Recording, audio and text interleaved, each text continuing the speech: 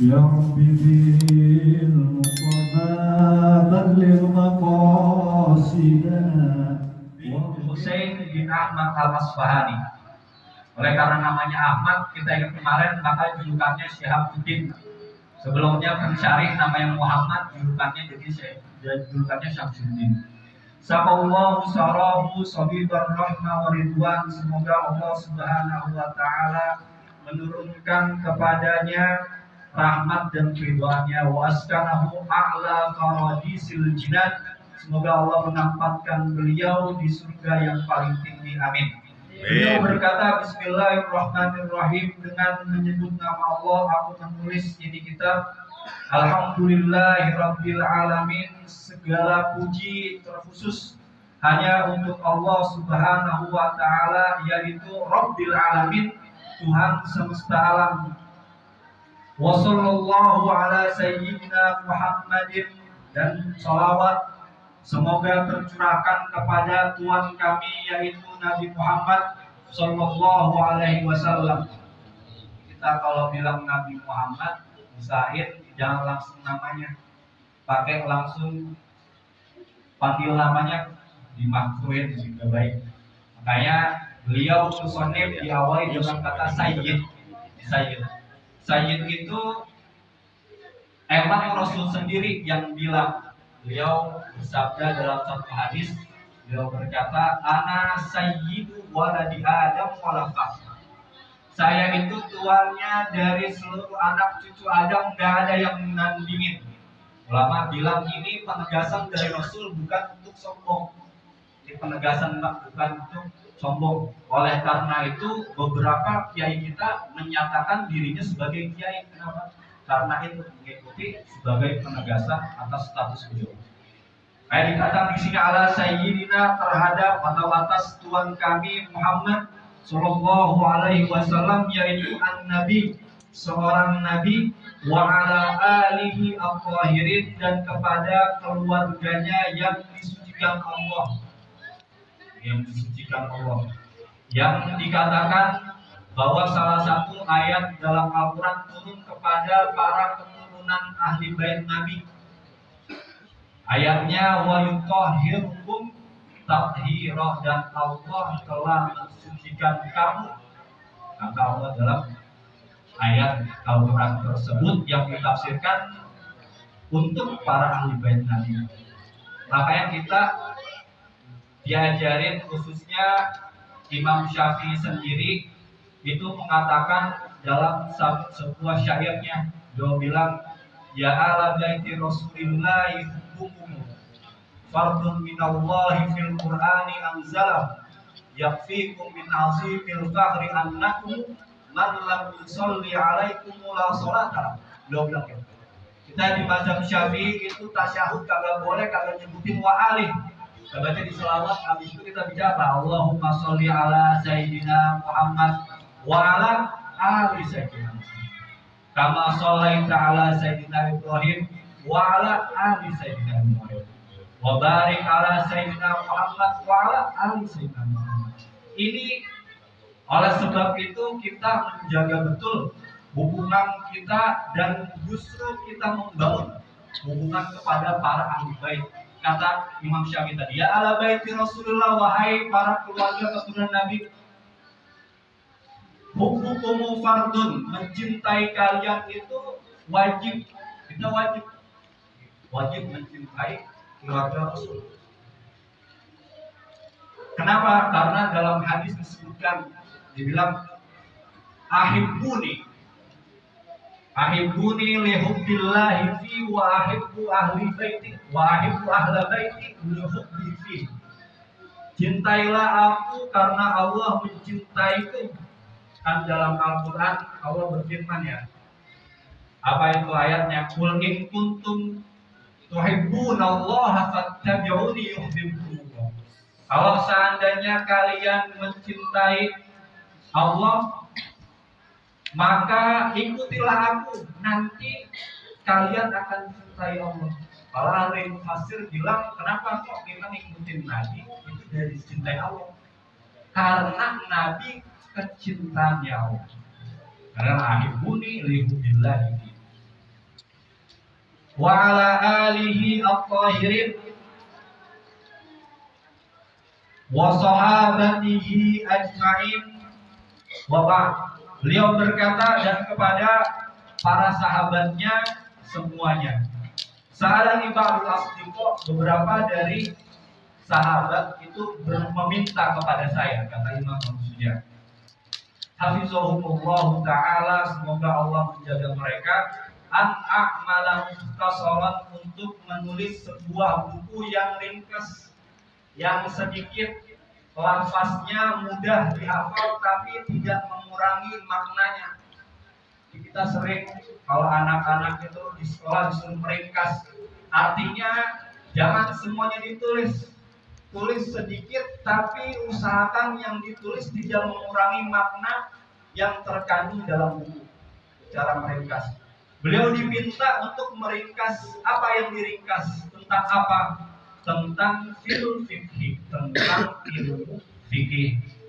Ala mazhabil Imam Syafi'i, yang menurut mazhabnya imam kita Imam Syafi'i rahmatullahi alaihi wa ridwanuhu amin, fi ghayatil ikhtisari wa nihayatil ijaz. Usahain dengan sebenar-benar, dengan paling ringkas, wa nihayatil ijaz, dan sepaling sedikit, yaqulu alal muta'allim atau yuqarribu alal muta'allim darsahu wa yusahhilu alal mubtadi hifdhahu wa an mukthira fihi min at-taqsimat wa asril qisal. Beliau bilang, saya akan menulis sebuah buku yang ringkas, yang yaqulu alal muta'allim, memudahkan mempelajarinya, wa yusahhilu alal mubtadi hifdhahu, memudahkan untuk menghafalnya, wa an muksira fihi, saya banyakin di dalamnya minat taksimat, macam-macam atau cabang-cabang supaya lebih jelas, wa min hasril fisal fa'ajabtuhu, maka saya jawab permintaannya, ila zalika qaliban wisawab, mengharapkan ganjaran kebaikan dari Allah, ragiban ila Allah subhanahu wa ta'ala fi taufiqil shawab, dan meminta kepada Allah semoga kiranya memberikan taufik menuju kebenaran. Innahu ala ma yasha'u qadir, sesungguhnya Dia Allah Maha berkehendak, Maha berkuasa, wa bi ibadihi latifun khabir, dan kepada hambanya itu Maha mengetahui. Nah, ini adalah yang disebutkan oleh Imam Abu Suja yang akan disyarahkan oleh Imam Ibnu Qasim Al-Bazzi. Sampai situ kita ambil beberapa hal yang ditulis oleh beliau. Di muqaddimah itu ada salah satu seni menulis muqaddimah, menjadikan muqaddimah bagus. Apa namanya? Namanya bara'atul istihlal. Orang kalau nulis buku harus mencantumkan bara'atul istihlal, artinya menyebutkan lafaz yang menjadikan pembaca itu tahu apa yang akan dibahas. Beliau mencantumkan bara'atul istihlal dengan kata-kata fil fiqhi ala mazhabil Imam Syafi'i. Ini buku yang nanti kita bakal buka, nggak bakal ngebahas tentang selain fikih, nggak ada tentang akidah, nggak ada tentang akhlak. Kalaupun disebutkan ala sabil al-istidrak, mungkin tambahan, bukan pada intinya. Karena inti pada buku yang akan dibahas ini ilmu fikih.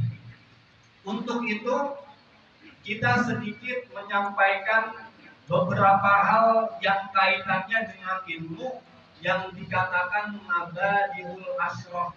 Ini dasar-dasar 10 supaya bisa kita petain ilmu yang kita bahas itu bahasnya apa aja. Bilang inna mabadi'a kulli ilmin asyrah al-haddu wal mawdu summa samrah. Yang pertama itu definisi. Jadi kita kalau buka buku pasti ada definisinya. Definisi itu menyebutkan inti pembahasan.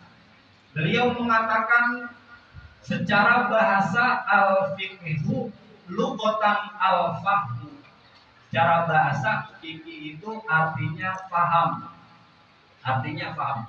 Nanti bakal kita dapatin di istilah terminologi bahwa hasil yang kita dapat di buku ini adalah hasil pemahaman dari imam. Namanya diambil namanya ilmu fikih karena isinya hasil dari ijtihad dan pemahaman sang imam. Lalu apa fikih itu secara istilah? Dikatakan bahwa istilahan al-ilmu bil ahkami syar'iyyati al-amaliyati al-muktasabu min adillatiha at-tafsiriyah. Ilmu fikih adalah ilmu bil ahkam tentang hukum-hukum. Isinya hukum asy-syar'iyyah, yaitu hukum syar'i, bukan hukum akal. Bukan hukum akal. Hukum akal nanti pembahasannya di ilmu akidah. Bil ahkami syar'iyyati, tentang hukum-hukum syariat. Dikatakan ini syariat karena syariat itu secara bahasa artinya penjelasan. Jadi ini syariatnya Nabi, ini yang dijelaskan oleh Nabi. Kata itu. Ini namanya syariat karena dijelaskan. Syariat al-amaliyah yang kaitannya tentang praktek. Ini ilmu hukum-hukum yang berkaitan tentang praktek kehidupan kita. Jadi yang kita pelajari ntar Pak, mudah-mudahan bisa kita praktekin, bukan cuma tahu. Karena itu inti ditulisnya ilmu fikih.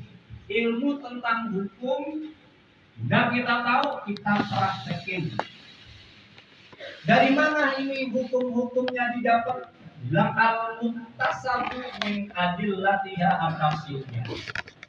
Hukum-hukum ini diambil dari adillah, dalil-dalil, sumber-sumber syar'i. Apa itu? Ada 4.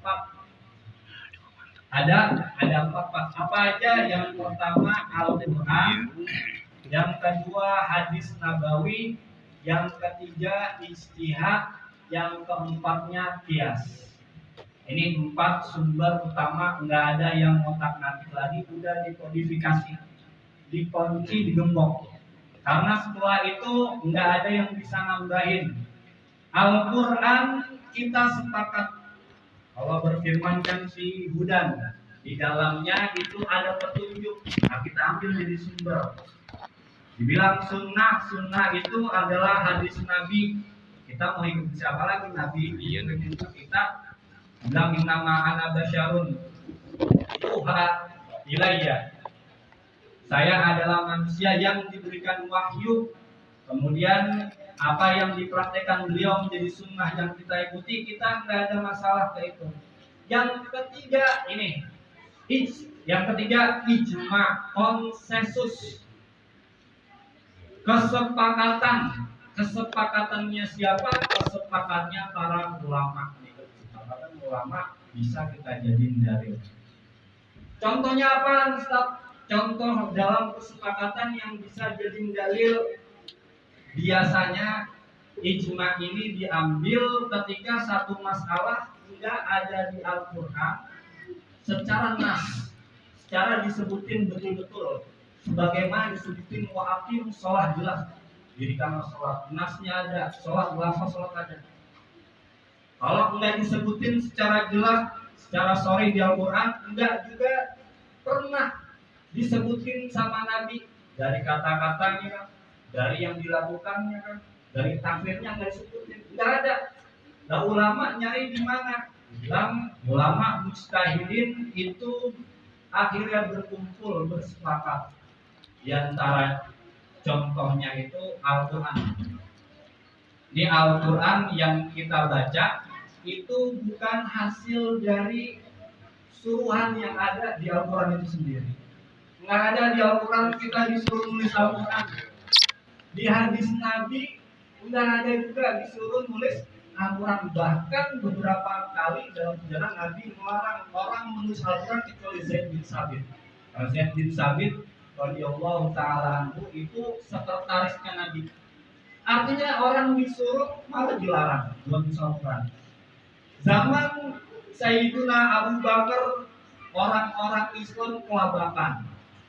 Kenapa kelabakan? Al-Quran itu disuruh Nabi fisudur, laisa fisudur, supaya dihafal aja, nggak usah ditulis. Karena Nabi pernah mualaf selain Zaid bin Sabit. Akhirnya ketemu saat dimana Sayyidina Abu Bakar itu mengirim para penghafal Al-Quran untuk memerangi kaum kafir yang ada di Yamamah. Terjadi itu perang namanya perang Yamamah. 300 orang penghafal Al-Quran meninggal. Sama aja 300 orang cetakan kopian Al-Quran hilang. Al-Quran ada di kepala, di dada masing-masing sahabat. 300 orang, 300 kopi Al-Quran hilang. Sahabat yang hafal Quran semakin sedikit. Sayyidina Umar itu kalangan Nabi, ya Abu Bakar, wahai Sayyidina Abu Bakar, ini gimana? Gawat kalau seandainya setiap orang yang kita utus adalah penghafal Al-Quran dan dia akan habis kena jadi korban perang Al-Quran, makin lama yang hafal lebih sedikit. Udah, ayo kita tulis Al-Quran. Sayyidina Umar, orang Sayyidina Umar. Akhirnya Sayyidina Abu Bakar ngumpulin para sahabatnya. Kenapa dikumpulin para sahabat? Yang mujtahidin, orang-orang yang akalnya itu bagus, cemerlang, dikumpulin. Salah satunya dari perkumpulan itu, ya udah kita sepakat bikin ijma kalau seandainya kita tulis Al-Quran. Al-Quran hasil dari ijma. Maka dari itu kita ambil ijma sebagai sumber Al-Quran. Yang terakhir, yang keempat, qiyas. Qiyas itu adalah contohnya gini Pak.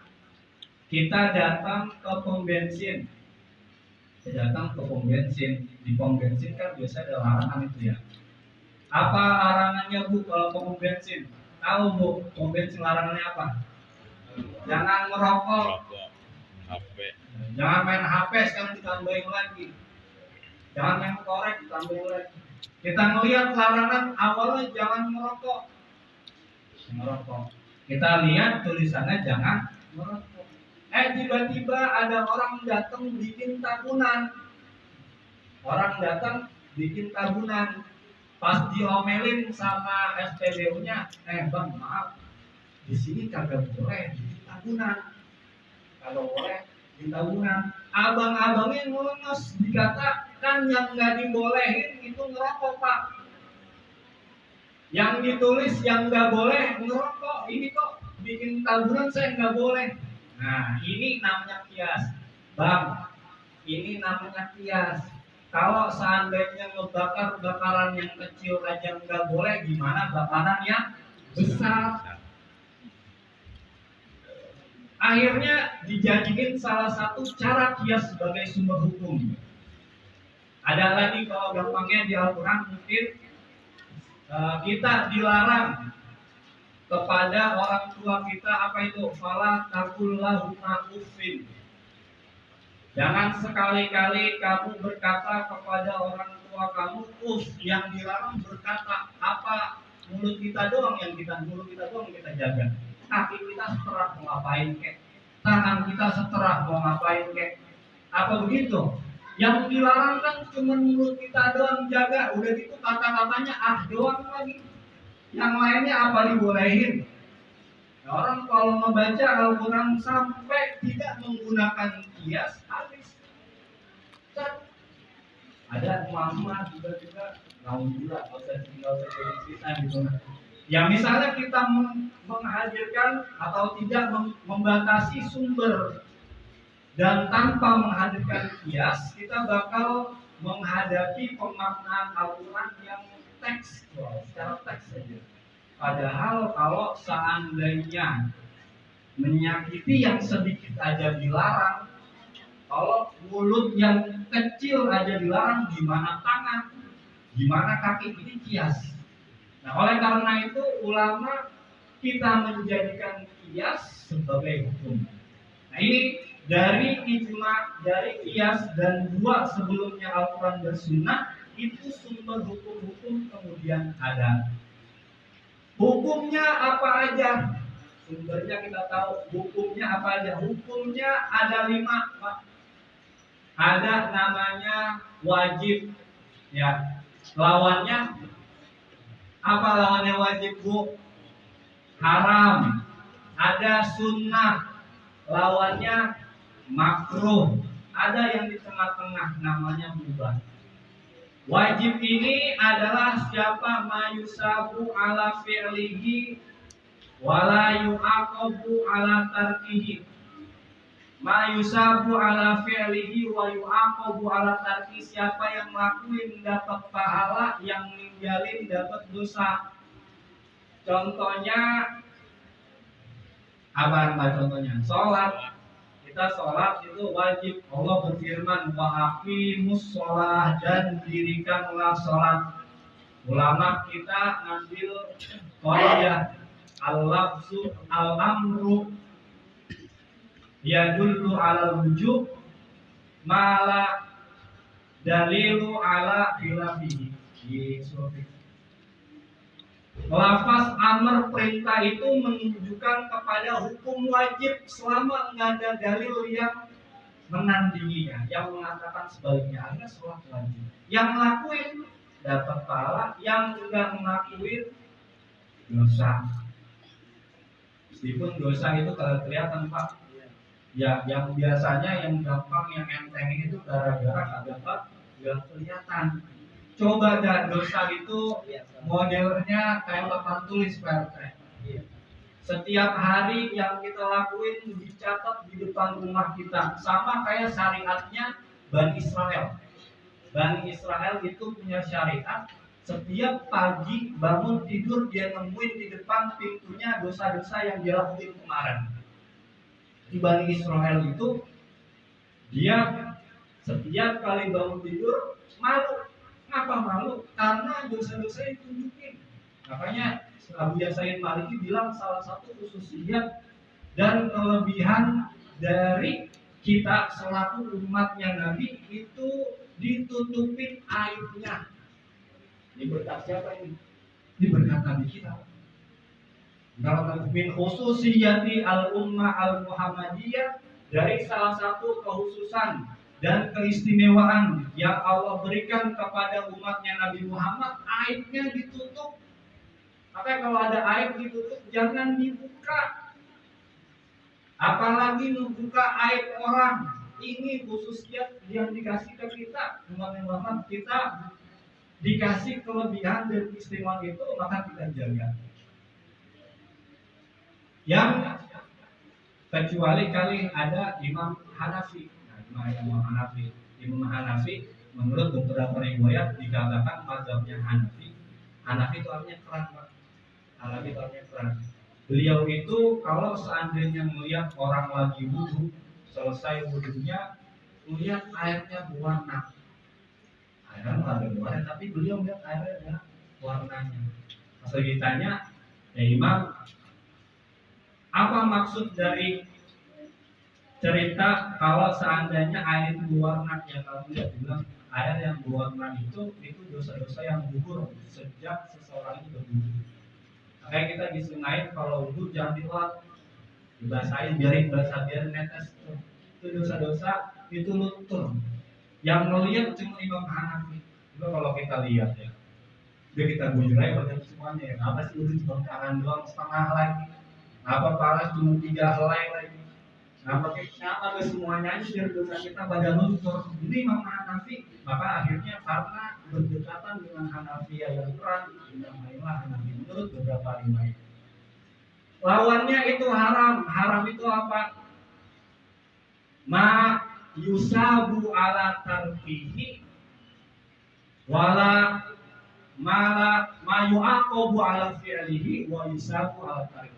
Mereka yang melakukannya dapat dosa, yang meninggalkannya dapat pahala. Banyak. Salah satu diantaranya adalah dosa kita yang banyak anak muda ini minum nih. Ini minum khamar. Itu usahain dijauhin. Karena dosa besar, bilang inamal khamru, sampai dikatakan fajtanibu, sesungguhnya Khomer itu dan salah satu dari perbuatan setan tercandu maka jadilah. Maka dibilang di sini karena ada amar untuk menjauhi binatang Allah.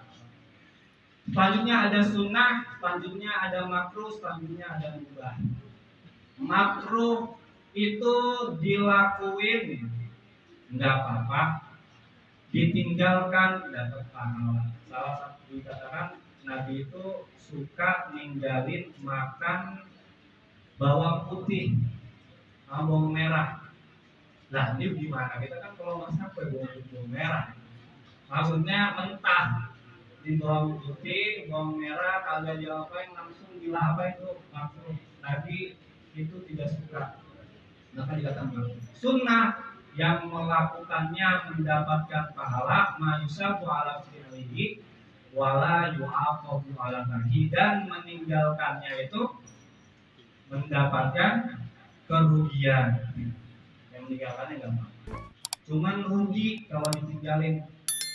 Soalnya banyak yang wajib kita mungkin kurang-kurang, ditutupin, ditambal dan pakai yang sunnah, maka ninggalinnya rugi. Mubah boleh dilakuin, boleh dan dilakuin. Itu adalah hukum 5 yang nggak mungkin pekerjaan praktek amalia setiap hari kita itu keluar dari hukum itu. Ini umroh salah satunya azan mori wajib, tapi wajibnya sekali.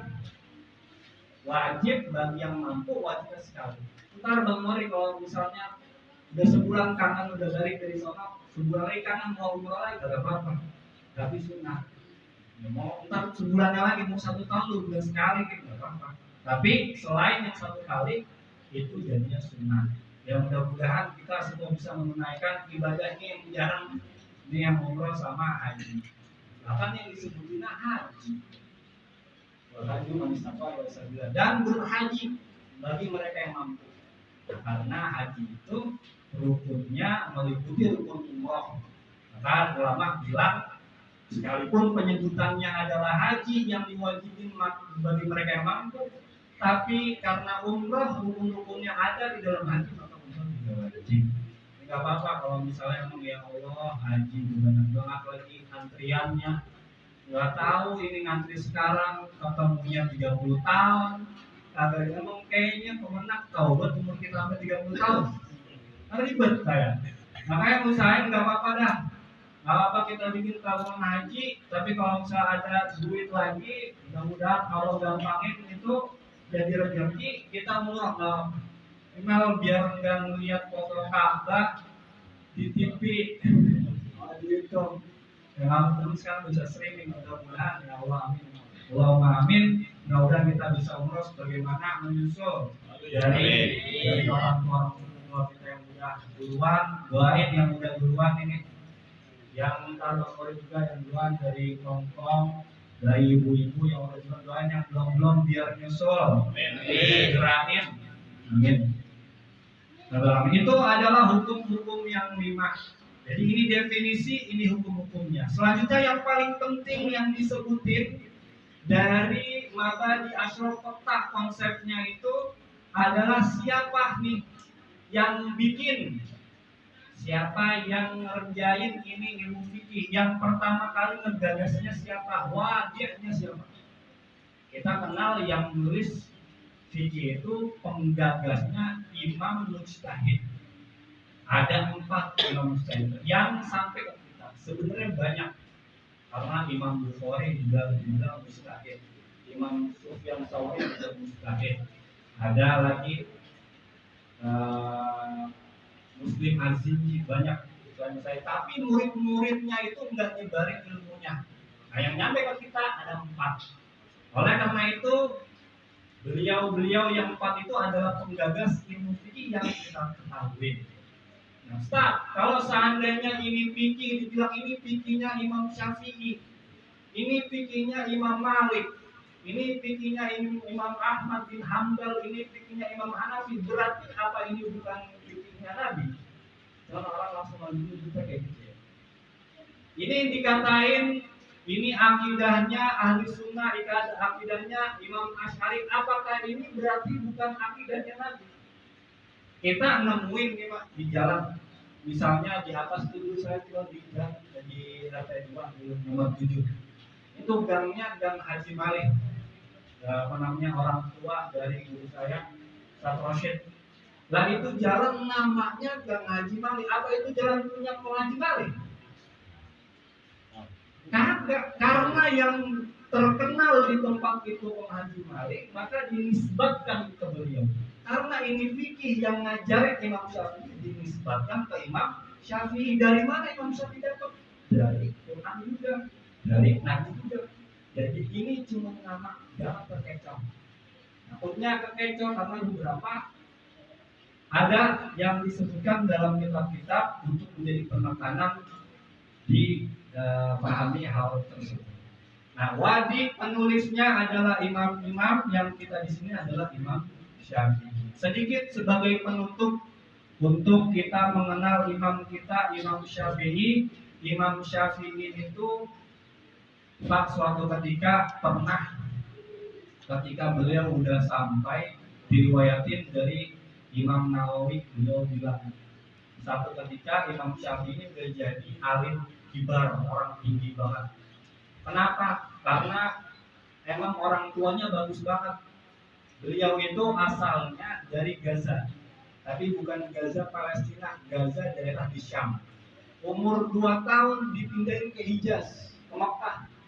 Dulu namanya Hijaz, Ardul Hijaz, sekarang Mekah. Dipindahin ke Mekah kenapa? Supaya bisa hidup di lingkungan ilmu. Umur 7 tahun hafal Al-Quran. Umur 10 tahun hafal kitab Muwatta Imam Malik. Belajar sama para imam di situ. Umur 15 tahun dijadiin mufti. Imam Syafi'i dikasih legalitas sebagai mufti. Umur 15 tahun.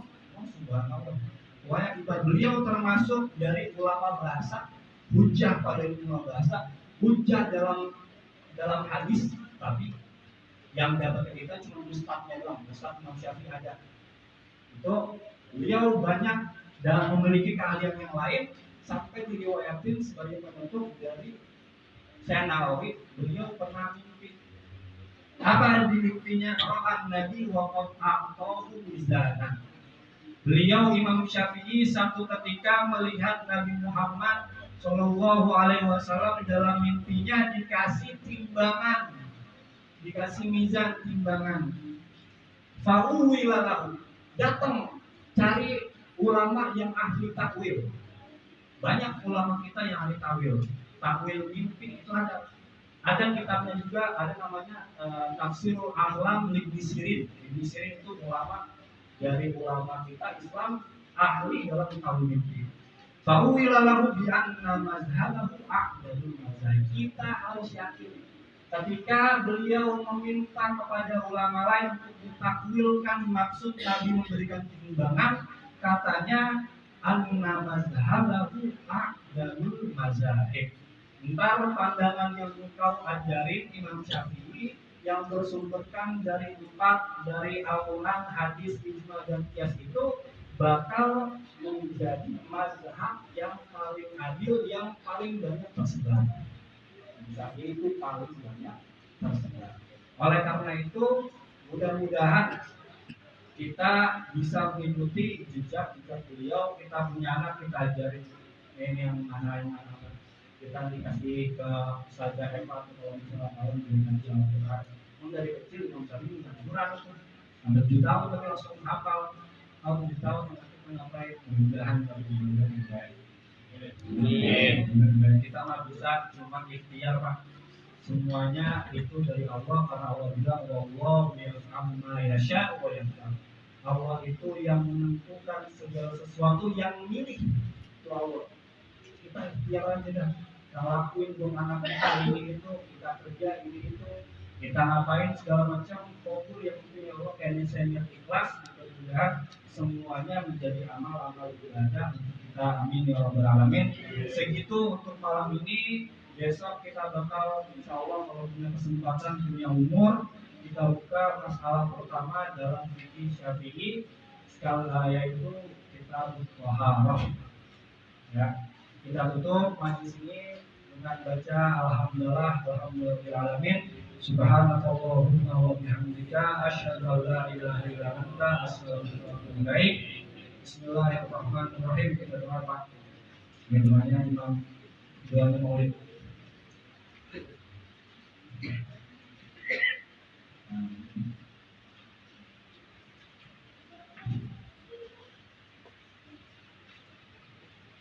Bismillahirrahmanirrahim. Astaghfirullahaladzim. Astaghfirullahaladzim. Astaghfirullahaladzim. Alhamdulillahirabbil alamin. Hamdan wa yukafi mazidah. Ya Rabbana lakal hamdu wa lakal syukru kama yanbaghi li jalali wajhika wa 'azimi sultanik. Allahumma shalli salatan kamilatan wa sallim salaman taman ala sayyidina Muhammadin alladhi tanhalu bil uqad wa tanfariju bil qurab wa tuqadu bil hawaij wa tunalu bil radha'i wa husnul khawatim wa yusaffu dhamar. Biwajhil karim wa ala alihi wa sahbihi fi kulli lamhatin wa nafasin bi 'adadi kulli ma'lumin lak. Allahumma ya basi wa ya jaid bil 'atiyah ya man tasawwi fi ilahil aquf al 'abdi kafah ya man tanazza fi zatihi wa sifatihi al ahadiyah an yakuna lahu fiha nazair wa ashbah ya man tafarrada bil baqa'i wal qidam wal azaliyah ya man la yujza ghayruhu wa la yu'awwal 'ala siwah ya man istanada al-anam ila qudratihi al-qayyumiyyah wa arsyada bi fadlihi man istarsyadahu wastahdah yas'aluka bi amwalika al-qudsiyati allati azahat min zulumati asy-syakki bijah wa tawassalu ilaika bi syarafil dhatil muhammadiyyah wa man huwa akhirul anbiya'i bi suratihi wa awwaluhum bi ma'nah wa bi alihi kawakibi amril bariyah wa safinatis salamati wan najah wa bi ashabihi wal hidayati wal afdaliyah alladziina badalu nufusahum بالله يبتغون فضلا من الله وبحماة شريعته أولي المناقب والخصوصية الذين استبشروا بنعمة وفضل من الله أن يوفقنا في الأقوال والأعمال لإخلاص النية وتنجيها لكل من الحاضرين والغائبين بصورهم وفروعهم الرغب ومنع وتخلصنا من أمر الشهوات والأدواء القلبية وتحقق لنا من الأعمال ما بك ظنناه وتكفينا كل همة وبلية ولا تجعلنا ممن أهواه هواه وتدني لنا من حسن اليقين عقوفا دانية جنية وتعفو عنا كل ذنب جنيناه وتستر لكل منا عيبه وعزه وحصره وعيه وتسهل لنا من صالح الأعمال ما عز زراه وتعودنا جمعنا هذا من خزائن من عند السميع برحمة ومغفرة وتدين عمن سواك غناه اللهم إنك جعلت لكل سائل مقاما ومزية ولكل راج ما أمله فيك ورجاه وقد سألناك راجين مواهبك اللدنية فحقق لنا ما منك رجوناه اللهم آمن الروعات وأصلح الرعاة والرعية وأزل الأجر من جعل هذا الخير في هذا اليوم وأجراه اللهم اجعل هذه البلدة وسائر بلاد الإسلام آمنة مطية وسقنا غيثا يوم السياد سائر السمسم والرباع واغفر للناس في هذه البلود المكبرة المولدية سيدنا جعفر إلى الغزالي نسبته ومنتهى وحقق له الفوز بقلبك والرجاء والدنيا وجعل عن المقربين نقيلا وسنة وصلى الله عليه وسلم وحسن وعيه وكاتبه وطريقه وصاحبه وسلم وصلاه وصلى الله على سيدنا محمد على أمر ربه التجلي بالحقيقة الكلية وعلى آله وصحبه ومن نصر ووالاه والشمس بالآذان بوصف النبي وبالأخبار الجوهرية وحضر صدور محافظ الكتاب بالله وأفضل الصلاة والتسليم على سيدنا مولانا خاتم الأنبياء المرسلين وعلى آله وصحبه أجمعين سبحان ربك رب العزة عما يصفون وسلام على المرسلين والحمد لله رب العالمين. السلام عليكم ورحمة الله وبركاته.